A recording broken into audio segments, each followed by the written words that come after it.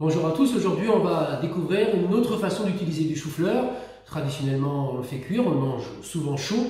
Eh bien sachez qu'un chou-fleur ça peut aussi se manger froid et on va en faire aujourd'hui un taboulé. Il va juste remplacer le boulgour habituel et on lui rajoutera des herbes et son assaisonnement.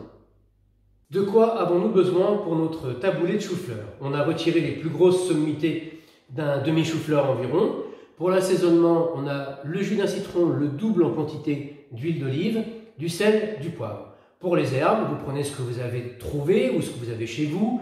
Là, nous, on a pas mal de persil et on commence à avoir quelques feuilles de menthe. On va les utiliser. Et puis, on va ajouter quelques grains de raisin de Corinthe.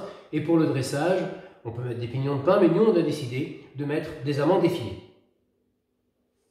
Pour notre taboulé de chou-fleur, on va donc commencer par râper notre chou-fleur. L'ustensile idéal, c'est vraiment cette râpe. Évitez le robot, ou alors si vous le faites, c'est vraiment avec un robot coupe et avec quelques petits coups. Il faut aller très doucement. Ensuite, avec cette râpe, on prend donc les plus grosses sommités de notre chou-fleur et on vient les gratter délicatement de façon à récupérer comme des grains de chou-fleur qui vont remplacer le boulgour. Voilà, notre chou-fleur est râpé. On le met de côté et on s'occupe maintenant de nos herbes que nous allons finement ciseler.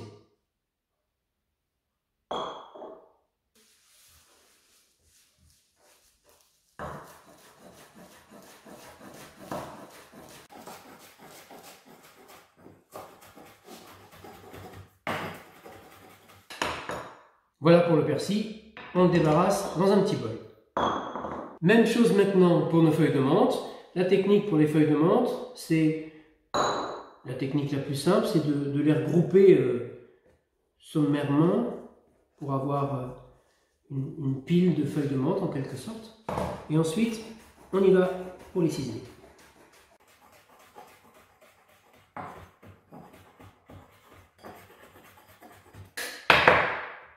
Passons maintenant à la vinaigrette express en quelque sorte, puisqu'il nous faut, donc je vous le rappelle, de l'huile. On met notre huile. On met la moitié de la quantité d'huile en citron. On mélange ensemble.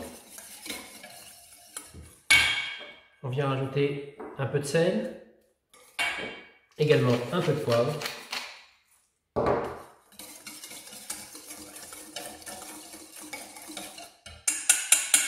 Et notre vinaigrette est prête. Reste maintenant à assembler tous nos ingrédients. On a donc notre chou-fleur. On vient mettre un petit peu de vinaigrette pour le chou-fleur.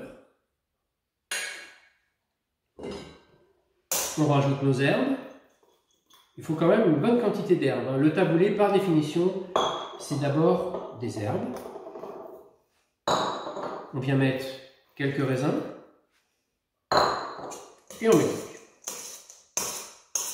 Notre taboulé est prêt. Moi, je vous conseille de vraiment préparer tous les ingrédients séparément, de les assembler et de servir aussitôt pour qu'on puisse vraiment garder la texture du chou-fleur. Sinon, ça risque de perdre un petit peu de son eau et de perdre un petit peu de tenue.